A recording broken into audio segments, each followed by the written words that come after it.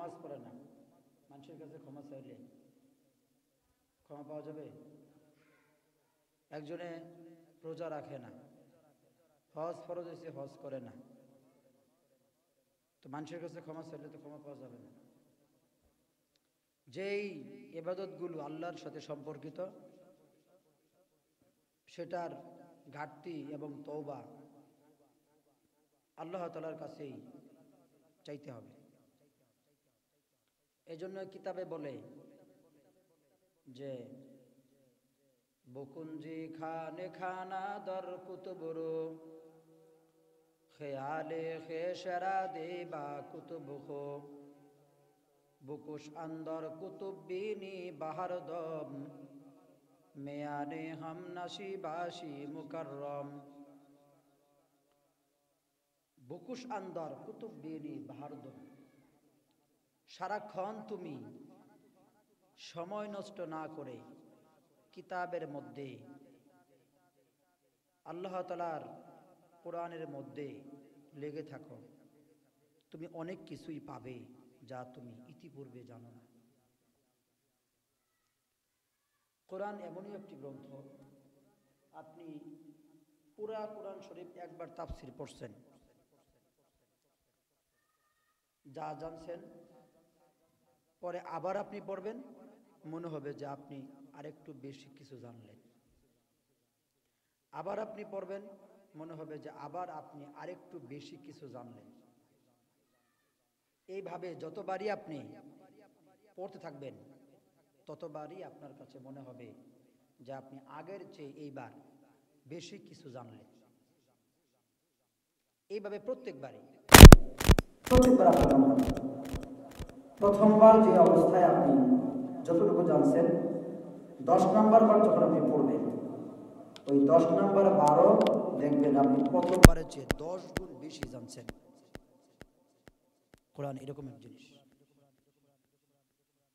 হামালাল ইনসান হামালাহাল ইনসান, এ কোরআন বহন করেছে মানুষ। মানুষ এই কোরআন আল্লাহ তাআলার পক্ষ থেকে গ্রহণ করেছে। আল্লাহ তাআলা এই কোরআন সমুদ্রকে দিতে চেয়েছিলেন, সমুদ্র এই কোরআন গ্রহণ করে নাই। পাহাড়কে দিতে চেয়েছিলেন, পাহাড় এই কোরআন গ্রহণ করে নাই। আসমানকে দিতে চেয়েছিলেন, আসমান গ্রহণ করে নাই।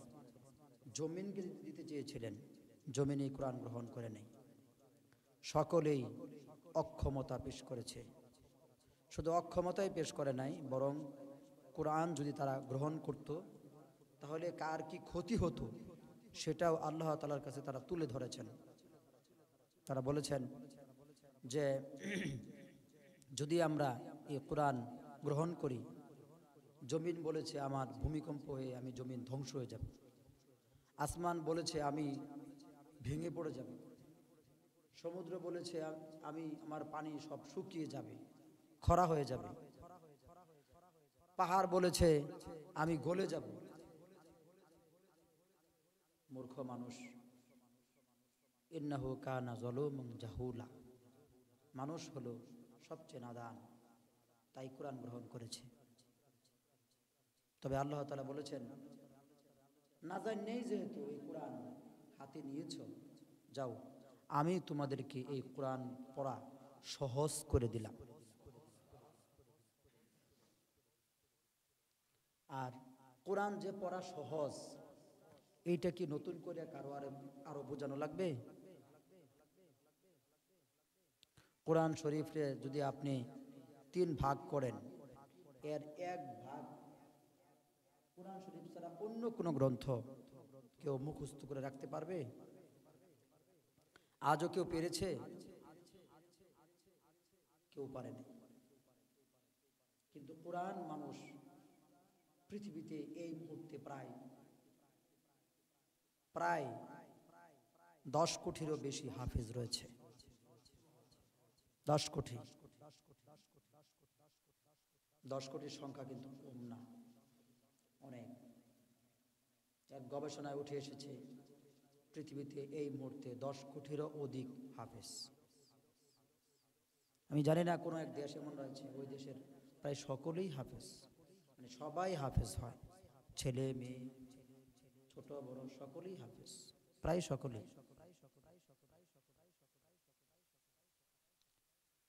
তো এই কোরআনের সাথে যদি আপনি আপনি আপনি আমি চলতে থাকি, আমাদেরই লাভ, কোরআনের কি লাভ? কোরআনে তো লাভ ক্ষতির কিছু নাই, কারণ তো আল্লাহ তাআলার কালাম, এটার লাভ ক্ষতি কিছু নাই। লাভ হইলেও এটাও আমাদেরই, ক্ষতি হইলেও সেটাও আমাদেরই। পৃথিবীতে অসংখ্য মানুষ এসেছে এবং গিয়েছে, সমস্ত মানুষ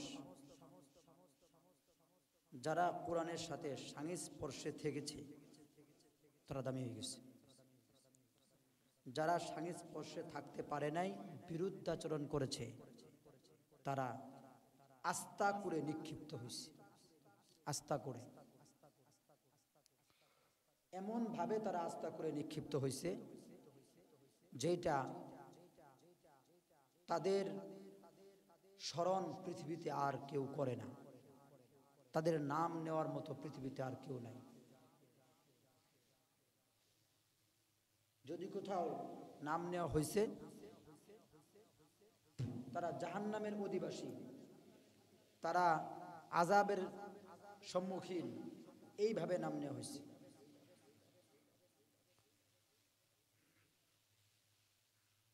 গতকালকে একজন আমাকে প্রশ্ন করতেছিল যে হুজুর, কোরআন কি সর্বযুগের সাথে সমান তালে চলতে পারবে? আধুনিকতার সাথে খাপ খাইয়ে চলতে পারবে? আমি তারা বলেছি যে ভাই, কোরআন শুধু আধুনিকতা এবং জামানার সাথে খাপ খাইয়ে চলতে পারবে এটা তো অনেক পরের কথা। কোরআনের পরের স্থান হলো হাদিস, হাদিসও অনেক পরের কথা। হযরত ইমাম আবু ইউসুফ রহমাতুল্লাহি আলাইহি, যিনি হযরত ইমাম আবু হানিফা রহমাতুল্লাহি আলাইহির উল্লেখযোগ্য শাগরিদ এবং ছাত্র এবং বিশিষ্ট ইমাম এবং প্রধান বিচারপতি ইসলামী ইমারতের, তিনি বলেছেন কোরআন এবং হাদিস থেকে যেই সমস্ত মাসআলা আমরা রিসার্চ করে বের করে দিয়েছি, কিয়ামত পৃথিবীতে চলে আসবে, আমাদের রিসার্চকৃত মাসআলা শেষ হবে না। এটি কিন্তু আপনারা শুনলেন, আমি কইলাম শেষ হয়ে গেল, বিষয়টা এরকম না, বিষয়টা এরকম না, বিষয়টা কিন্তু খুব গভীরের একটি কথা। তিনারা এসেছিলেন ৮০ হিজরিতে, ৯০ হিজরিতে, ৯০ হিজরি মানে রাসূলের জামানার সাথে কাছাকাছি। রাসূল মারা গেছেন ১০ হিজরিতে, ১০ হিজরি থেকে ৯০ হিজরি ৮০ বছরের ডিফারেন্স। ৭০-৮০ বছর খুব বেশি ডিফারেন্স না। সেই সময় তারা বলে দিয়েছিলেন কিয়ামত পৃথিবীতে চলে আসবে, কিন্তু কোরআন এবং হাদিস থেকে যে মাসআলা উদ্ঘাটন করে আমরা মানুষের সামনে পেশ করেছি, সেই মাসআলার সমাধান শেষ হবে না। অর্থাৎ এমন এমন মাসআলা আমরা বের করে দিয়েছি যেগুলো পৃথিবীতে ঘটবেই না, অথচ আমরা সমাধান করে রেখে দিচ্ছি। কি পরিমাণ মাসআলা তারা সমাধান করেছেন।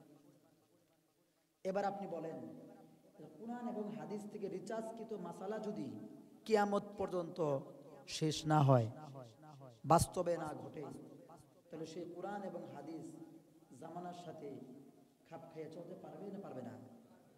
শুধু পারবেই না, বরঞ্চ জামানার উপরে কোরআন এবং হাদিসের অবস্থান থাকবে।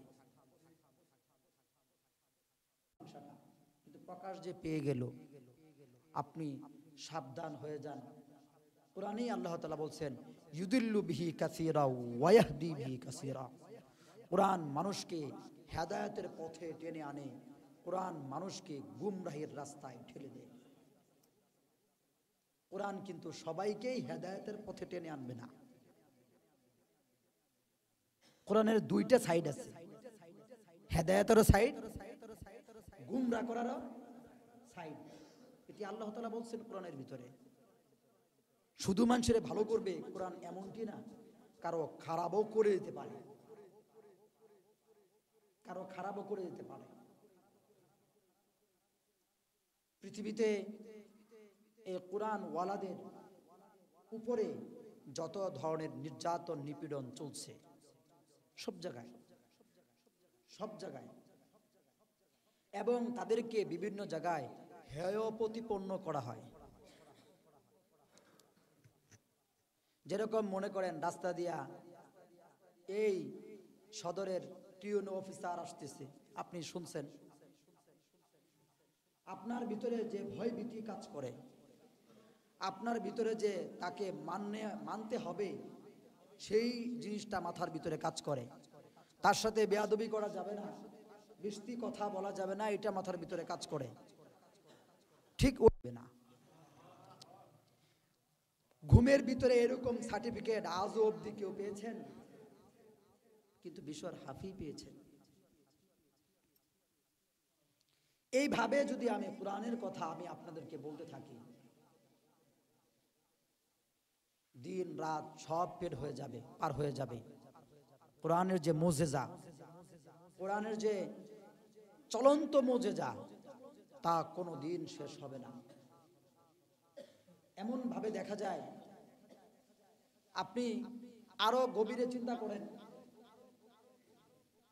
যারা কোরআনে হাফেজ হবে এবং তার হালাল এবং হারাম অনুযায়ী জিন্দেগি যাপন করবে, হাফেজ হলেই হবে না, হারাম হালাল অনুযায়ী নিজের জিন্দেগি পরিচালনা করতে হবে, এটি সত্য।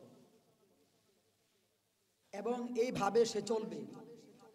হাসরে মাঠে তাকে বলা হবে যে তুমি পড়তে থাকো আর তালা গুনতে থাকো, এক আয়াত পড়বা তুমি এক তালায় উঠে যাবে, 6666 তালায় তোমার সর্বশেষ স্থান হবে, ওই স্থানে তুমি থাকবা। আপনারা বলেন, হাফেজ ওয়ালারা ছাড়া জান্নাতে যারা যাবে আর কারোর বেলায় এরকম 6666টা তালা দেওয়া হবে বলা হয়েছে? এতটুকু বলা হয় আপনি জান্নাত পাবেন, জান্নাতে উচ্চ মর্যাদা পাবেন, জান্নাতে এই নাজ নিয়ামত পাবেন।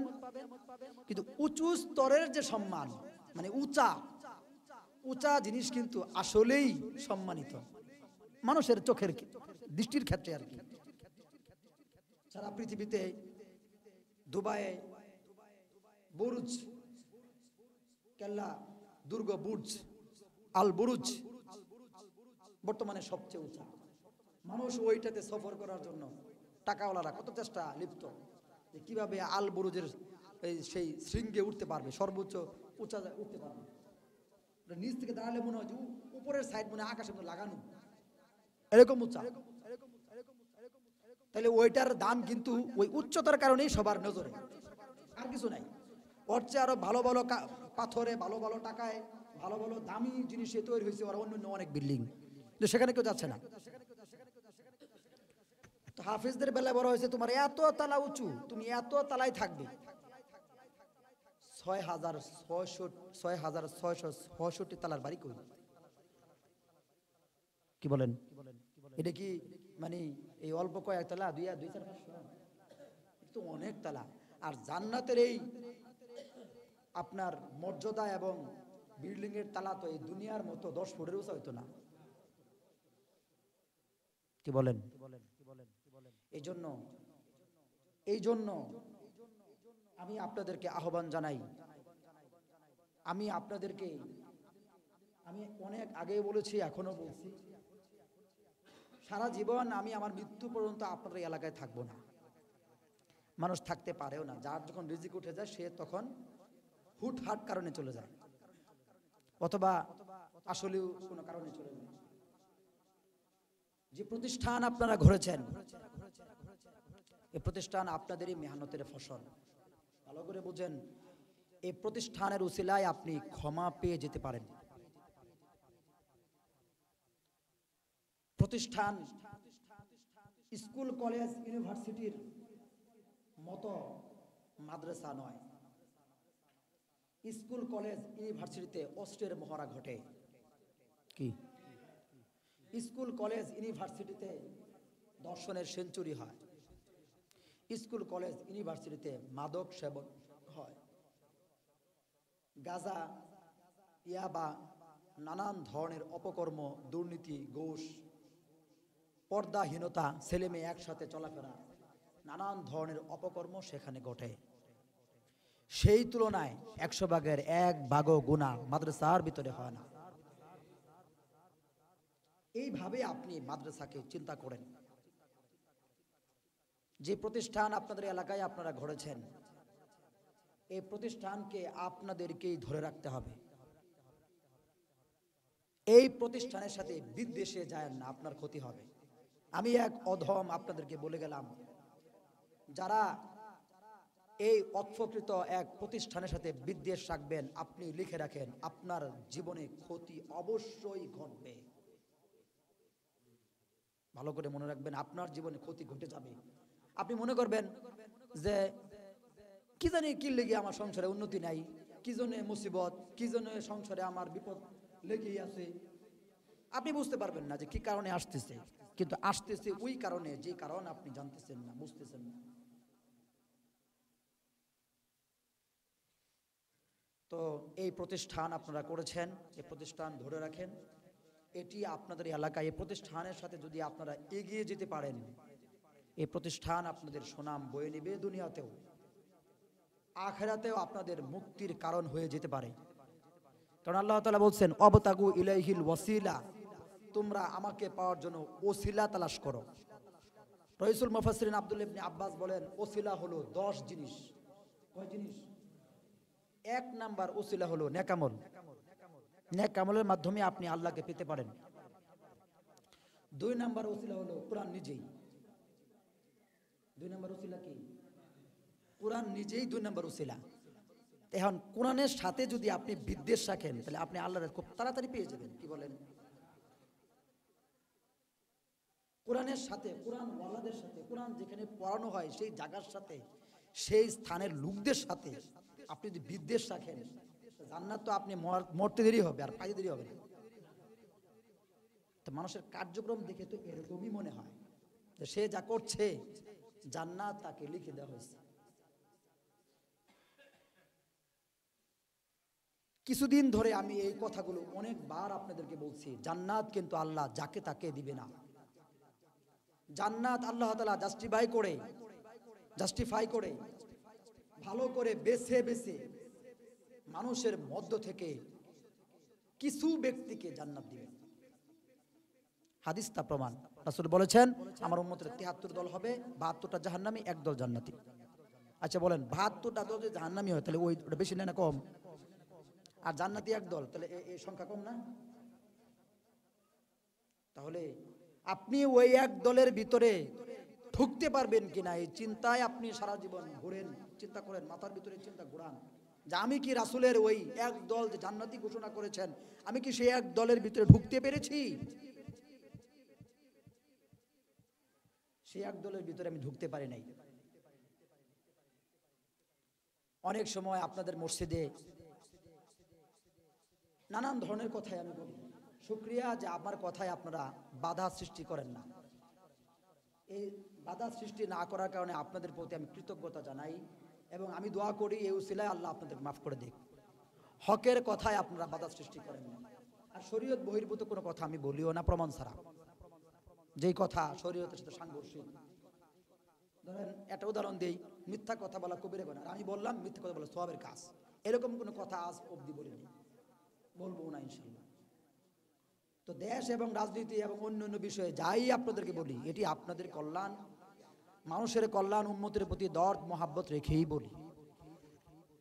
যেই ব্যক্তি শরীয়তের সাথে বিদ্বেষ রাখতেছে, ওই ব্যক্তির সাথে আমার তো বন্ধুত্ব হতে পারে না। আমি সর্বোচ্চ তাকে শরীয়তের দিকে আহ্বান করতে পারি, কিন্তু তার সাথে আমার বন্ধুত্ব হতে পারে না, কারণ আপনি আল্লাহর দুশমন। আপনাকে আমি আল্লাহর দুশমন হিসাবে আমি আপনাকে আল্লাহর দিকে আহ্বান করতে পারি, কিন্তু তার সাথে আমার গভীর বন্ধুত্ব হতে পারে না। এই এলাকায় আপনারা যারা আছেন, আপনাদের সাথে আমার পরিচয় হলো ধর্মীয় পরিচয়। কি পরিচয়? ধর্মীয় পরিচয়। এখানেও যারা আছেন, যারা এখানে আসে নাই, যারা বেশি দিন মানেন তাদের প্রতি আমার বেশি মহাব্বত। কেউ আমার 2 লাখ টাকা দিয়া তার প্রতি বেশি মহাব্বত দিতে পারবেন, এটা আমার দ্বারা হবে না।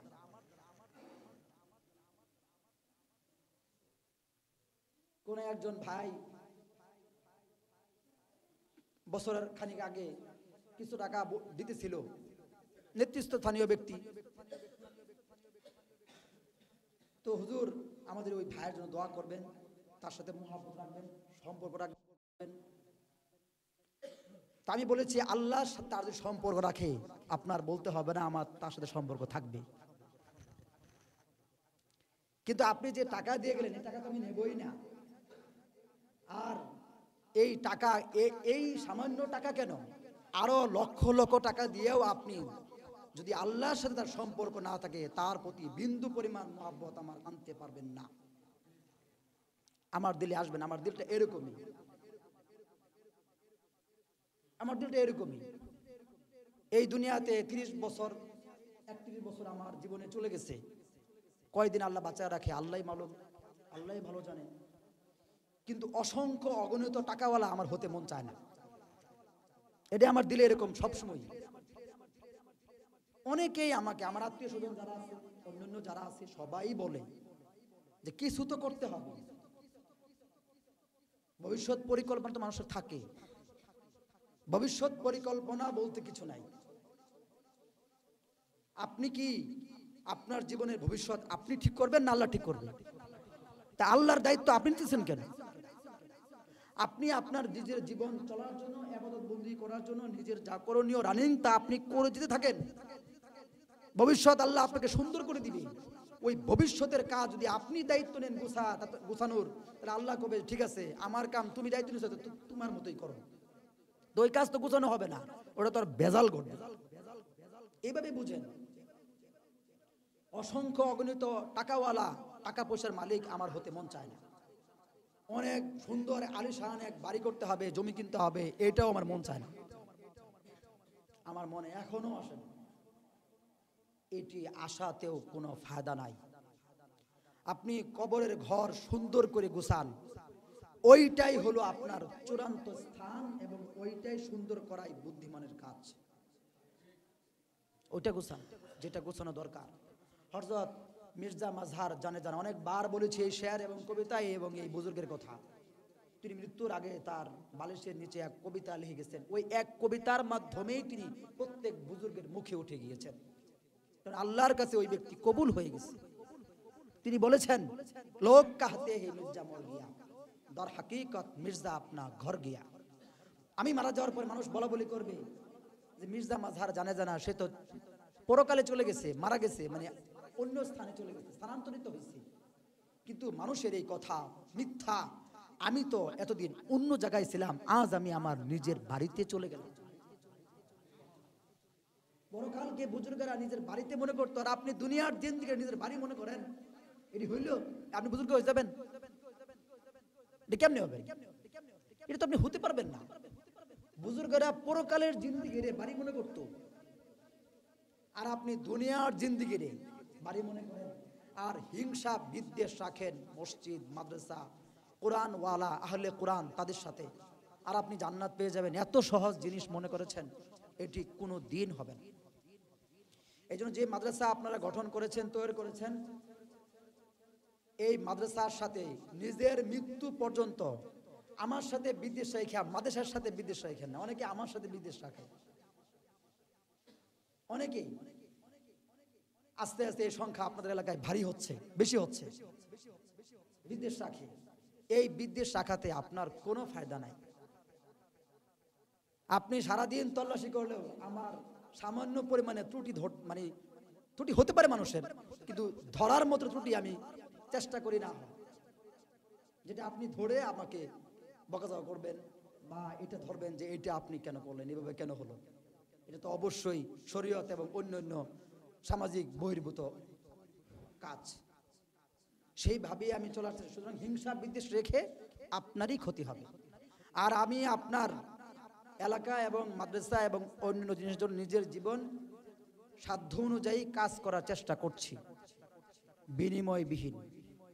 এরপরেও যদি আমার সাথে হিংসা বিদ্বেষ রাখেন, তাহলে এটি আপনাদেরই অমঙ্গল ছাড়া বা আমাদের ক্ষতি ছাড়া আর কিছু হবে না। মাদ্রাসার জন্য কাজ করেন, মাদ্রাসা এটি আপনারা করেছেন, আপনাদের এই প্রতিষ্ঠান থেকে